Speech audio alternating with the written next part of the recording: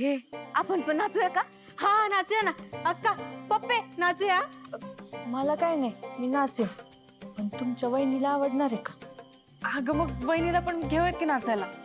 हा भारी आयडिया. चला चला भागू जा, वहिनीला बोलवून आण. हा जाग.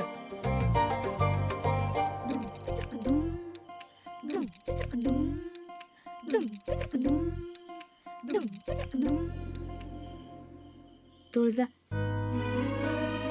मला माहितीये तुला हे सगळं नाही आवडत आहे आणि तू जे काय करतेस ते फक्त या घरासाठी करते. पण एक सांगू, दादा सगळं नीट करेल, त्याच्यावर विश्वास ठेव. किती समजूतदार झालीयस ग तू.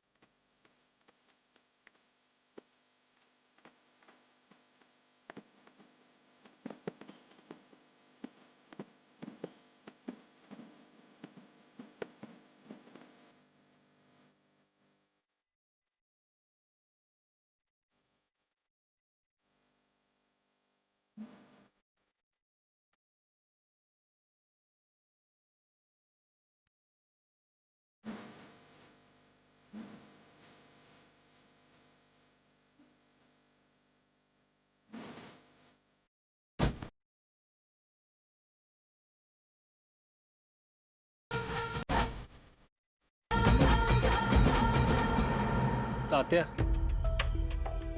काय झालं? हे नाही रे,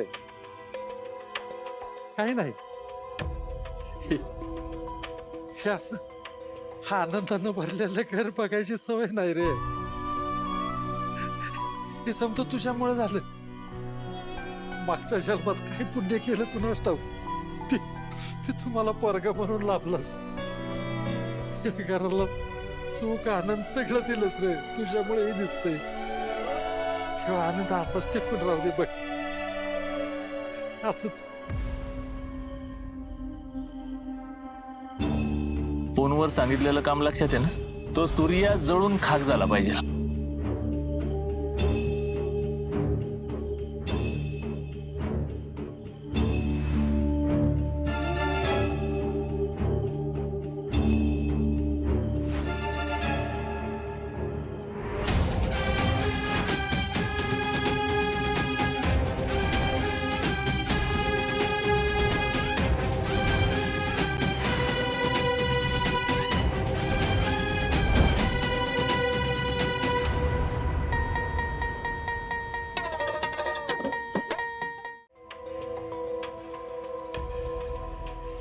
काल रात्री मी सूर्याला जरा जास्तच बोलले.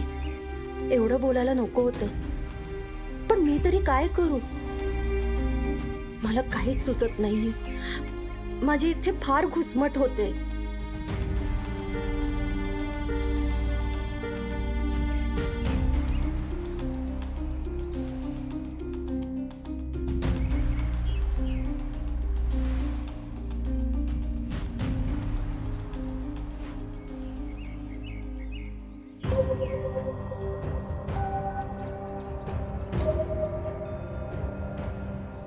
ठीक आहे.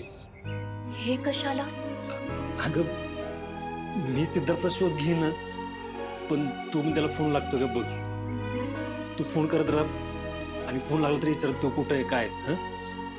मी तुला नेईन तिथं. हे बघ, तू जगाच्या कुठल्याही कोपऱ्यात असू दे, तुला तिथं पोहोचवायची जबाबदारी माझी. सूर्या,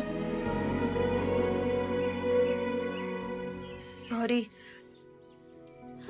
काल मी जरा जास्तच बोलले तुला. प्लीज समजून घेशील. ठीक आहे, काय नाही. आपण आपल्याच माणसांना बोलतो ना, कारण त्याला माहित असतं आपलाच माणूस समजून घेईल म्हणून.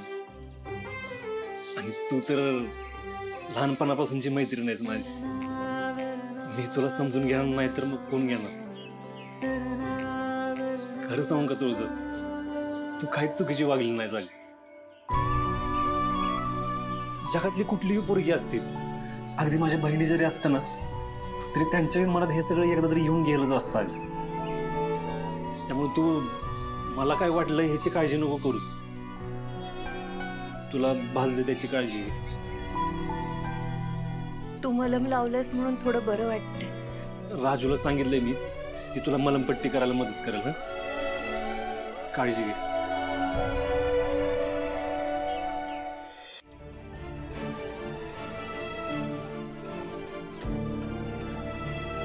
अजूनही स्विच ऑफ दाखवतंय. एक काम करते, सुयशला फोन करून बघते.